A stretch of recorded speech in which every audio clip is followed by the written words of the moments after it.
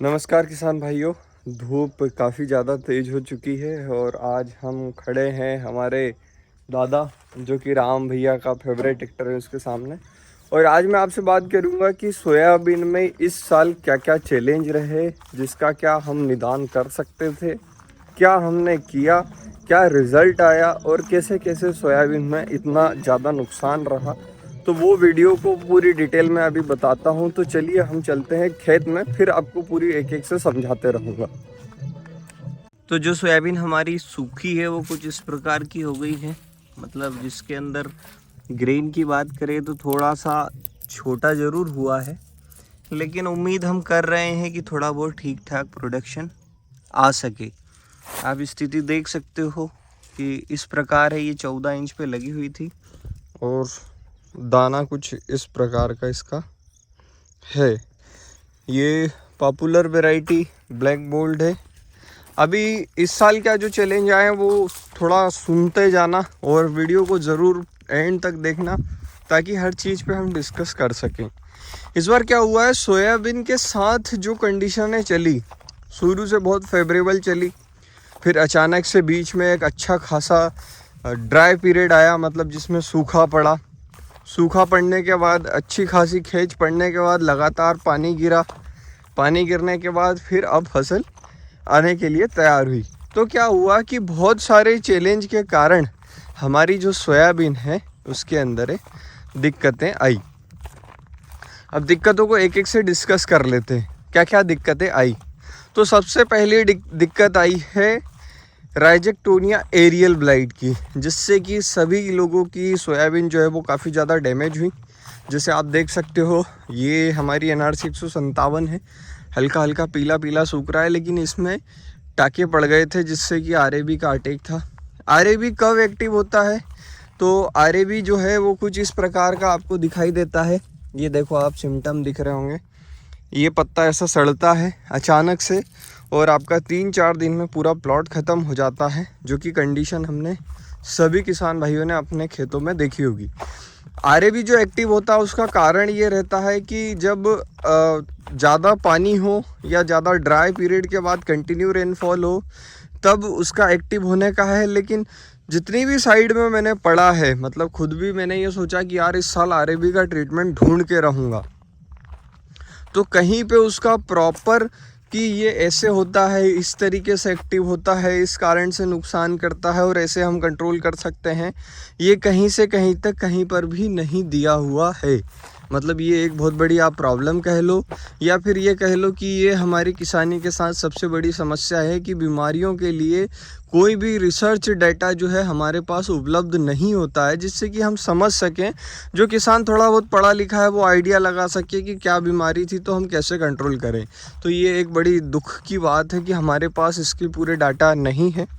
लेकिन एक और जो चीज़ थी वो सबसे ज़्यादा एक्टिव हुई थी, उसके बारे में मैं बता देता हूँ आपको।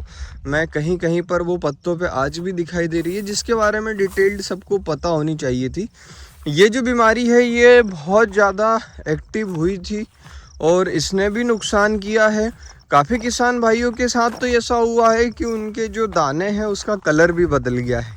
ये सबसे बड़ा डाउट है लोगों में। मेरे को भी पहले ऐसा लगता था कि जो दाने का कलर बदलता है वो शायद है कि किसी मतलब जेनेटिक चेंजेस की वजह से बदलता है, लेकिन ऐसा नहीं है। अभी जब मैंने 2-3 रिसर्च डेटा देखे तो उसमें मेरे को ये पता चला कि एक बीमारी होती है सर्कसपोरा करके। तो ये सर्कसपोरा जो होता है ये भी इस साल हमारे को बहुत ज़्यादा इफ़ेक्ट किया है। यील्ड को लगभग आपका 90% तक उसने गिराने का दम लगाया था, लेकिन कुछ जगहों पर ज़्यादा एक्टिव हुआ और कुछ जगहों पर कम हुआ। अभी मैं दिखाता हूँ। जैसे ये हमारी सोयाबीन है, इसके अंदर आप देख रहे होंगे कि ये जो पत्ते हैं, आप ध्यान से देखिए, इस पत्ते पे जंग टाइप का लगा हुआ दिखाई दे रहा है। मतलब ऐसा लग रहा है जैसे इस पे कुछ अलग टाइप का कोई केमिकल डाला हो, जिससे कि इस पे रिज़ल्ट आया हो। तो ये जो है ये सर्कसपोरा है और इसका इफ़ेक्ट पड़ता है, ये देख सकते हो आप, ये जैसे ये फली है, इसके ऊपर ये इसका इफ़ेक्ट है। इसमें क्या हुआ है कि जो अंदर का दाना है वो हल्का सा नीले कलर का निकलता है। आपने भी देखा होगा बहुत सारी सोयाबीन है जिसके अंदर कुछ नीले कलर का दाना निकल रहा है। तो जो नीले कलर का दाना निकल रहा है वो ये बीमारी के कारण निकल रहा है और इसने बहुत ज़्यादा अटैक किया है। इसका मेरे को पूरा नॉलेज है कि ये कैसे कैसे अटैक करती है। तो इसका सीधा सा एक तरीका है कि जब ड्राई पीरियड बहुत ज़्यादा हो जाता है, मतलब जब सूखा पड़ जाता है, सूखा पड़ने पे क्या होता है कि जो सूरज होता है उसकी जो धूप होती है, जो सनलाइट होती है वो बहुत ज़्यादा तेज़ हो जाती है, जिससे कि आपको सनबर्न लगता है, ऐसा लगता है जैसे सूरज से जल गया हो। तो वो ही टाइम होता है एक्टिव होने का सर्कसपोरा का। और ये उस टाइम पर एक्टिव होने के बाद आपके जो बीज है, जैसे ये सीड है आप देख सकते हो, इसके अंदर आपका जो नाभि होती है, मतलब जो मुंह होता है, इसके पास से थोड़ा थोड़ा दागी कर देता है और इसका कलर जो होता है वो डैमेज कर देता है, जिससे कि आपको नुकसान उठाना पड़ जाता है। तो ऐसे कुछ चैलेंजेस जो हैं जो सबसे ज़्यादा मेजर आए थे।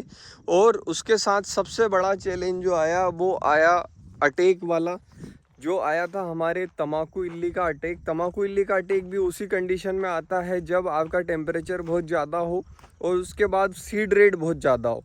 सीड रेट ज़्यादा होने से उन किसानों के साथ ये हुआ कि सीड रेट बहुत तेज़ होने से नीचे तक दवाइयाँ नहीं पहुँची, तो जो दवाई रिज़ल्ट देती है वो भी रिज़ल्ट नहीं दे पाई और उसने भी डैमेज किया। साथ में एक और सबसे ज़्यादा डैमेज करने वाला सिम्टम मैंने देखे थे, जो मेरे पास कहीं कहीं से जो वीडियोस आई थी, वो था YVM यानी येलो मोज़ेक।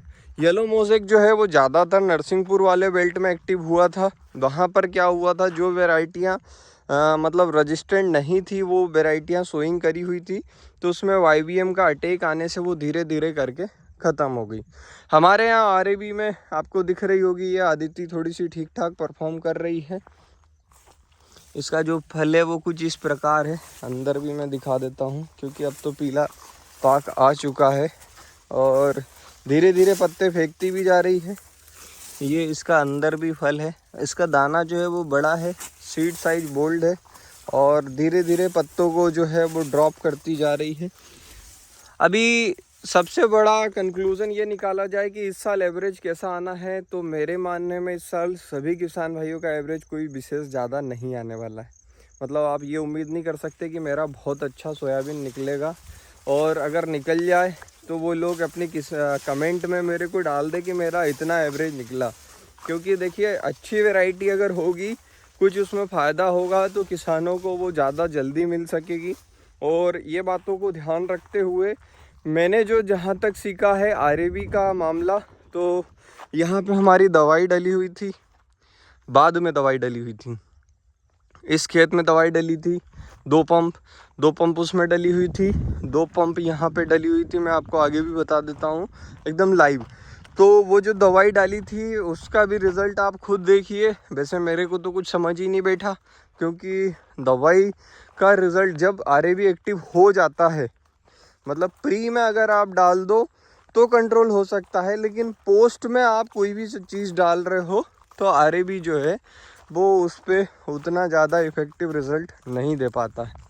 ये आप देख रहे हो, ये मॉडरेटली रेजिस्टेंट वेराइटियाँ जो है वो सरवाइव कर रही है। इसमें कहीं कहीं पे टाके पड़े थे, लेकिन फिर भी ये एक सम्मानजनक एवरेज दे देगी।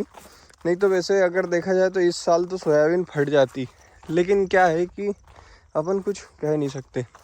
तो यहाँ हमने मतलब दवाई डाली थी। ये रास्ता दिख रहा होगा, ये बंदा गया था, ये चौड़ाई आपको दिख रही होगी, दिख रही है या नहीं वो मेरे को बताना आप। तो ये जो चौड़ाई है इससे वो गया, फिर वापस आया पंप से, फिर गया, फिर वापस आया। तो हमने यह ऑब्ज़र्व करने के लिए कि क्या RAB से बचा जा सकता है, तो बाद में तो रिज़ल्ट ये निकला कि RAB से नहीं बचा जा सकता बाद में। हाँ, लेकिन कुछ जगहों पर जो डेटा दिए गए हैं उनके अंदर ये कहा गया है कि आप सीड ट्रीटमेंट बहुत अच्छा करें, बहुत जितना ज़्यादा अच्छा हो सके आप सीड ट्रीटमेंट करें। उसके बाद जो आपको एक तो 20 डेज़, मतलब जब सोयाबीन 20 दिन की हो जाती है तब एक फंगिसाइड रिकमेंडेशन में है, मतलब कोई सा भी फंगीसाइड आप लीजिए, जैसे कार्बनडाइजिम मैनकोजेब ले सकते हैं या थायोफिनाइड मिथाइल ले सकते हैं, जो कि थोड़ा बहुत ब्लाइट्स को कंट्रोल करने वाले जो केमिकल्स हैं वो ले सकते हैं। उसके बाद आपको उसी को 60 डेज़ पे लेना है, और 40 डेज़ पे जैसे हम प्रैक्सर डाल ही रहे हैं, जो किसान भाई नहीं डाल रहे हैं वो अभी भी सावधान होकर उसे डालें, ताकि आपकी जो सोयाबीन है उसमें दिक्कत कम आए। तो आपको ये प्रोसेस लगानी है कि अब जो है फंगीसाइड की मात्रा जो है आपको धीरे धीरे बढ़ानी पड़ेगी। अगर आप चाहते हैं कि मैं इतना ज़्यादा फंगीसाइड नहीं डालूं, तो फिर आप एक काम करें, आप सीधा सा उठाएं ट्राइकोडर्मा और अपनी मिट्टी में ट्राइकोडर्मा को मल्टीप्लाई करें। हो सकता है कि वो रोक ले, क्योंकि ये चीज़ें जो है आपके क्लाइमेट के ऊपर नहीं चल रही है, ये सब कुछ चल रहा है स्ट्रेस के ऊपर। जितना ज़्यादा स्ट्रेस आ रहा है उतनी बीमारियां एक्टिव हो रही है और नई नई बीमारियां एक्टिव हो रही हैं। तो थोड़ा सा अब हमें भी चेंज होना होगा। ये देखिए आप, हमारी 14-2 जो है उसके ऊपर अटैक देखिए आप, मतलब थोड़ी अर्ली थी पर अटैक ज़्यादा आया है। और यहाँ पे ये जो वैरायटी है इसके ऊपर अटैक कम आया है, ठीक ठाक सहन कर गई है। और एक और चीज़ कि आपको जो वैरायटी सिलेक्शन करनी है, तो उसमें एक सबसे ज़्यादा ध्यान देने वाली बात ये है कि आपको ज़्यादा से ज़्यादा रेजिस्टेंट वैरायटी को अपनाना है। सबसे पहला काम वही है, क्योंकि किसान हर वक्त स्प्रे नहीं कर सकता। उसे सिर्फ एक ही काम करना होगा कि वो रेजिस्टेंट वैरायटी ढूंढ कर उसे अपने खेतों में लगाए, तो उससे बचा जा सकता है जो आने वाला अटैक है। अभी